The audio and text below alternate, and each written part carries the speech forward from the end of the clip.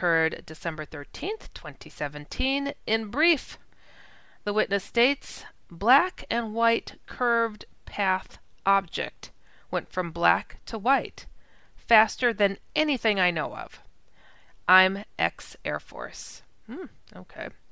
They go into more detail and say, was taking a video of a dashed chemtrail.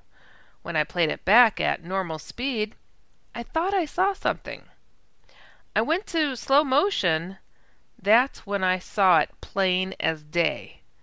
I am an ex-Air Force crew chief on the F-4 Phantom. I've never seen anything move this fast, making a turn as it did. When in slow motion, it seemed as though it was winged, or maybe it was doing barrel rolls. It would change from black to white. When you watch the video at 0.02 seconds, just above and to the right of center, you will see it become visible. Yikes. The next UFO sighting comes to us from Quesnel, British Columbia. This occurred on July 24th, 2017.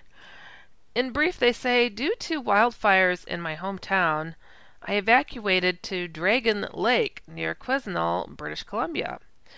There I was, sitting in my car, when I observed the object.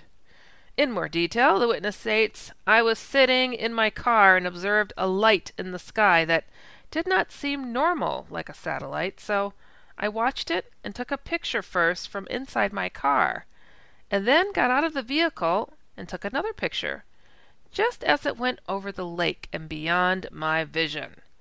The object seemed to be traveling in a fairly straight line and made no noise whatsoever. I lost sight of the object when it went over nearby mountains. I really only got excited when it enlarged the picture first and noticed the shape and thought it was different from anything I had ever seen before. That's when I decided to try and get another picture. In the second picture, taken outside my vehicle, the object seemed to turn on its side before going out of sight.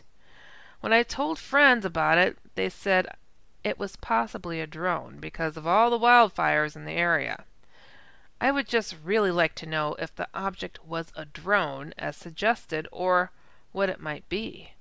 I had to enlarge the pictures a lot so that I could see what it was, and that makes me think it was quite high in the sky.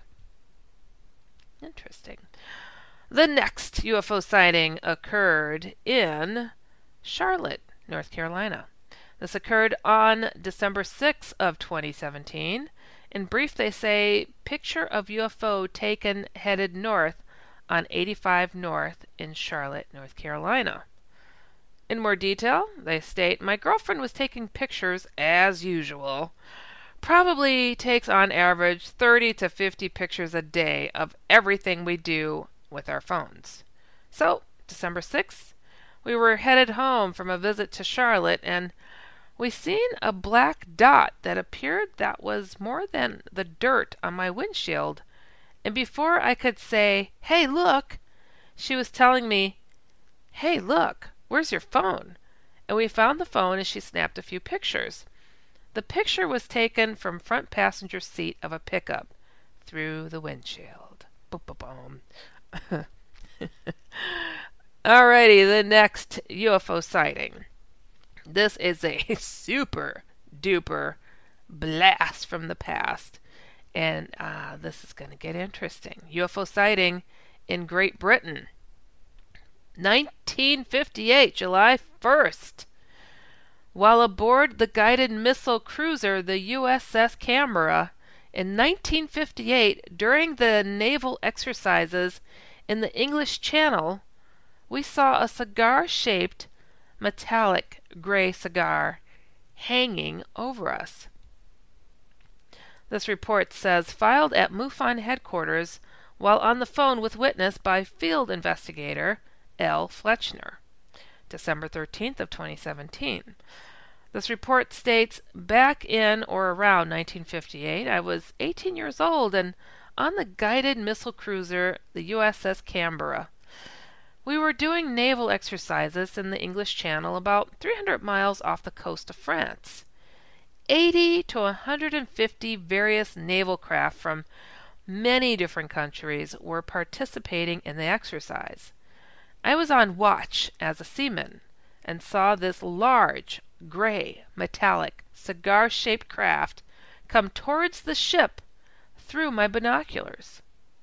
It was described as a fast-moving target, according to radar, traveling at 5,000 miles per hour. As the craft neared us, it slowed down and stopped over us. It was hovering at 35,000 feet, about 15 miles from us. It was as big as a football field. It stayed hovering over us. When we turned, it turned. This went on until my shift ended, for about an hour. Wow! The craft was metallic gray with no lights and no features on the skin of the craft. When I was relieved of duty, I got some refreshment and came back topside to watch it further. It had just left, going east towards Europe. When it first appeared, it seemed to have come from the tip of Scotland by way of Norway over the sea. Afterwards, I went to the bridge to look at the logbook to see what had been recorded about this incident. Nothing was mentioned about the UFO, and the handwriting and ink was identical to both separate listings in the logbook. Very unlikely, since the same person and pen would not have made both entries. The next day we pulled into port in England, and nothing was ever said about the incident. I was in the Navy from 1956 to 1976. Wow, so that's a long time. Interesting. Wow, that's one for the record books right there. I don't care what anybody says. All right, the next UFO sighting. This happened in Castle Rock, Colorado, December 7th, 2017. In brief, they state, 3 hovering stationary craft formed like a triangle, very distinct, bright. Then, one at a time, each took off super fast. In more detail, the witness states, I'm a truck driver. Ooh, truck drivers see a lot. And I was heading north on I-25 towards Denver. I was in between Castle Rock and Lone Tree when, in the pre-dawn light, I saw 3 bright and stationary lights, objects, just above the horizon, at approximately 30 to 35 degrees angle off to my northeast direction. These 3 objects were formed in a triangle pattern. The point, single object, pointing north, northeast, the bottom left of the south, southwest, and the third to the right was south, southeast. They were hovering, stationary, for approximately a full minute. I thought at first glance that they were helicopters, but definitely not. I drive up and down Highway 115, which parallels Fort Carson, and I see helicopters all the time, both day and night. That's not it. Since I drive this section of I-25 on a pretty regular basis, I am familiar with the surrounding area and the skylight. I knew these were not radio or cell towers at all. The objects appeared to be either triangle or even square in shape and outline. All 3 were emitting a very bright and constant and somewhat patterned white light. There was definitely a shape, an outline to these objects, and not just an orb of light, even in the pre-dawn light, so they were definitely close, like 0.1 mile or less away. Then, all of a sudden, the craft at the point of the triangle goes from stationary to zooming off to the northeast at a ridiculous speed, and out of my sight in less than 1 second. Just a quick light trail was all I saw for that second. The other two objects remained stationary for another 1 to 2 seconds. Then they took off at the same ridiculous speed. The bottom right object shot off to the east-northeast. Again, out of my sight within a second. The other object, which delayed its departure for 1 to 2 seconds, on the bottom left of the formation, shot off to the west-northwest. Before this third object disappeared from my sight, I observed it change direction and cut back to head north-northeast, as if to catch up with the other two craft. Wow! This change of direction was done at the same or close to the same speed as its straight line flight speed, and the change of direction was essentially made at an 80 to 90 degree angle. Now, unless this is or was a top secret experimental Air Force craft, technology may be going back to the days of, quote, Operation Paperclip, or reverse engineering from downed spacecraft found and covered up by the military and or government. I truly and honestly can say that what I saw was indeed a formation of UFOs. I was very excited to have had the chance to have experienced such a sight. What an opportunity. I am a true believer and honestly believe that we are not alone in the universe. What an arrogant belief from mankind to think we are the only intelligent life form out there in the entire universe and cosmos. Amen. The next UFO sighting. This happened in Gosport, England, December 12, 2017. In brief, they call it V-shaped dots of light. Then, in more detail, they state, at approximately 1:30 a.m. on December 12, 2017, I was sat on my windowsill, with the window wide open, smoking a cigarette. The sky was clear, and I was looking at the stars overhead. Out of the corner of my eye, I saw some movement, and was instantly shocked by what I was seeing. If I hadn't been looking at the exact place it happened, I would not have seen it. 5 to 7 gray dots of light, in the shape of a V and similar to the pattern that birds fly in formation. They shot across the sky at great speed and left a very slight trail as a single shooting star would make, and disappeared just as quickly. I rooted to the spot and felt quite scared at what I'd just seen. There was no structure to the lights. They appeared to be camouflaged against the night sky. I don't really have any certain belief of UFOs, but I cannot think of any reasonable explanation to what I'd seen and cannot stop thinking about it. The event happened too quickly for me to even think about videoing it. Please tell me I'm not going mad and seeing things. It's totally freaked me out. Ooh, you're not crazy. Millions are seeing it. In fact, the United States Pentagon has invested millions into looking into it. They only admit to a few million in 5 years, but we know it's gone beyond that. Anyways, moving on. This is a ginormous, and I mean ginormous, or gigantic, enormous, report. I always encourage and tell people, give as much detail as you can so we can understand where you're coming from, what you've seen, what you've experienced, how you feel. And oh yes, proper English and dictation is very much appreciated for anybody who wants to read this stuff and know what you're saying. But no, we got giant run-on sentences and no capitalizing of things like I. So you might think at first it's an it, but it's an I. Okay, never mind. I'm done ranting. This is a big one, everybody. Take a breath and have a seat.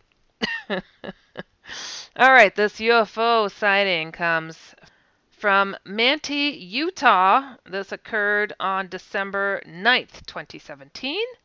In brief, unusual formation of lights in the sky south of Manti, Utah. And in extreme detail, we begin. many evenings ago for a 2.5 to 3 mile walk for exercise in or near my hometown of Manti, Utah. On the evening in question, about 9:30 p.m., I was walking in a southwesterly direction on the old highway road about a half-mile south of the populated part of Manti. I was approaching an old but inhabited farmhouse in the vicinity.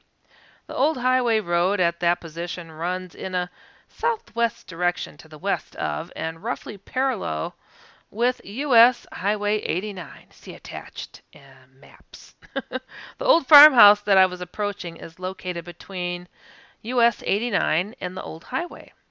About 3/4 of miles or so to the south of the old farmhouse, the old highway joins up with U.S. 89.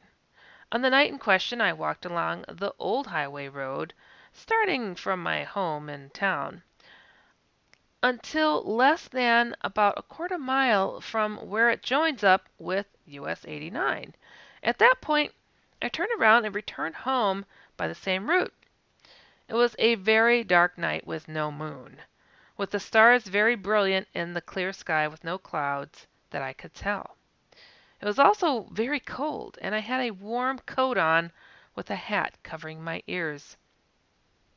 I could see the constellation Orion very brightly in the east, not too far above the horizon, and the two stars at the end of the Big Dipper, which line up with the North Star, were just to the east of the northerly direction. As I was walking to the southwest away from the town, the lights from the town and the nearby sheriff's building provided less and less light to see the road. Occasional headlights from passing vehicles on nearby US 89 at times lit up the road I was walking on, and also at times were a bit blinding. Walking near the old farmhouse was easier to see the road, as there was a bright light on a pole illuminating the area immediately to the south of the old farmhouse. When I was at the further parts south from the town, during my walk from the farmhouse, light no longer visible, the road at times was very difficult to see in the darkness, and often I had to navigate the center of the road by feeling with my feet the sloping of the surface away from the crown of the center part of the paving of the road. This sounds spooky. Somebody needed a flashlight. The starlight, however, did provide a faint outline of the edges of the road if I looked hard. As I was approaching the farmhouse, about 400 yards or so away, at the initial sighting point, I noticed some unusual lights up and the left to my view, or towards the east or southeast, and clearly above the closer foothills of the high mountains to the east of our valley. It took a moment or two of mental processing to realize what I was seeing was not like the usual sights I have seen so often in the night sky. When I first saw them is when they were closest, and the long string of these lights initially impressively filled the sky or my field of vision, until the mass of lights grew smaller as they moved towards the southwest. I am very familiar with aircraft lighting, red rotating beacons, white aircraft flashing strobe lights, etc. I used to fly in the Air Force. I am now a retired officer from the Air Force. Well, all right. And I am presently building a light aircraft. While many of the features of these lights that I was then seeing in the sky above to my left were similar to some features of aircraft lighting, the overall presentation was very unusual, and not at all like is so typically seen in the sky. There were from 25 to 30 points of light, apparently separate from each other, following each other in single file, as they moved towards the southwest. I tried to count them, but it was difficult to get an accurate count. They were not in a perfect straight line, as if they were all attached to some very long, straight pole, as there was some vertical alignment variation, but not much, from light to light, from an absolutely straight line. but still in a very organized single file. What was singular and unusual was that their spacing, one after the other, was very uniform. In my personal Air Force flying experience, when aircraft fly in formation, one is not just behind another, but somewhat to the side of the lead aircraft. These did not appear to be following any such formation, nor was it an echelon formation, with the aircraft behind slightly below the aircraft in front. The problem with aircraft flying directly behind each other is that the plane behind is subject to more turbulence from the prop, the jet engines, or the wings of an aircraft immediately in front. So, aircraft formation flights are not single file. The closeness of one craft to the one in front of the formation I saw seemed to present a danger of a wash or turbulence from the craft in front of the normal aircraft. I could see no silhouette of whatever shape these craft might have had, only lights. I tried to estimate the height and distance of these objects in the sky. The crispness or clarity of the lights for me made them far closer than when I see, for example, an airliner above 30,000 feet, which we see every night around here. Because of my interest in aviation, I sometimes calculate the height and speed of general aviation aircraft I see going by locally during the day, based on the apparent wingspan of the aircraft against the thickness of my thumb at arm's length. I also have a degree in engineering. There we go. Based on what I have observed and calculated seeing general aviation aircraft locally, these lights seem to be at a height of 2,500 to 5,000 feet above the ground here, which would make the MSL altitude to be from 8,000 to 11,500 feet. 11,500 feet. The altitude where I saw these lights is very close to 5,500 feet MSL. I could not tell if the path followed these lights prior to when I first saw them and came along and above the closer foothills of our eastern mountain range, or if their path brought them over the eastern mountain range of our valley. The eastern mountain range to our valley tops out most places at around 10,000 to 10,500 feet, and perhaps a tad higher in only a few places. Based on this kind of altitude, I would estimate their speed to be between 120 and 180 miles per hour. They did not apparently vary in speed, and their single file formation was unchanging from when I first saw this flight of craft or lights until they disappeared without changing direction at all to the southwest.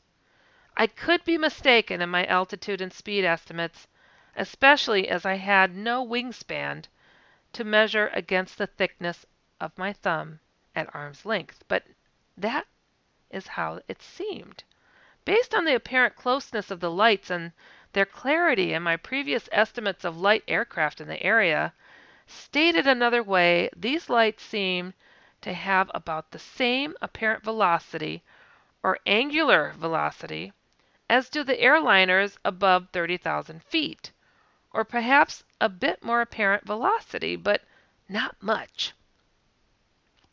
Clearly, they were much closer than airliners at altitude.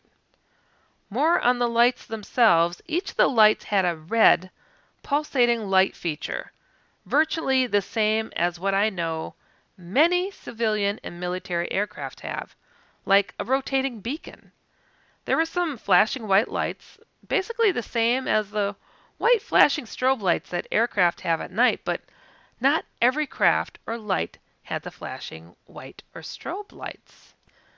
This report goes on, I am not kidding you, for at least another page and a half. So, in order to allow for me to carry on tonight's and this week's momentum in the season of Christmas and the New Year, I wanted to be sure to fit this story in.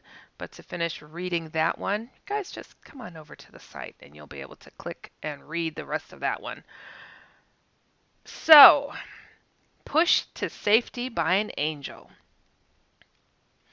Back in 1980, Deb was a single mother with 2 infants in San Bernardino County, California. She occasionally needed reliable babysitters. Fortunately, her parents lived only about 30 miles away in Alta Loma. Deb would usually drop off the children at her parents' house, go do what she needed to do, then pick them up in the evening. On this night, Deb had retrieved her babies from her parents' place and was heading home. It was relatively late, about 11:30 p.m., and Deb was driving her old clunker. Among the car's many deficiencies, the gas gauge was broken, requiring her to guess when the old thing needed fuel. Occasionally, her guessing was off. She states, halfway home, the car started to putter, Deb remembers, and I realized I was on empty. I pulled off the first off-ramp I could, and it just happened to be one that was slightly uphill. Almost at the top of the exit, my car died, and there was absolutely nothing around except empty fields and distant lights at a truck stop about a quarter of a mile down the road. With no cars in sight and in pitch blackness other than her headlights, Deb didn't know what to do. The kids were asleep, and walking miles while carrying 2 kids in the middle of the night was not a good option. It was before cell phones as well, so she could not call for help. She states, I put my head on my steering wheel while saying a short and panicky prayer, she says. I hadn't even finished when I heard a few taps on my window. When she looked up, there stood a clean-cut looking young man who Deb estimated to be about 21 years old. He motioned for her to roll down her window.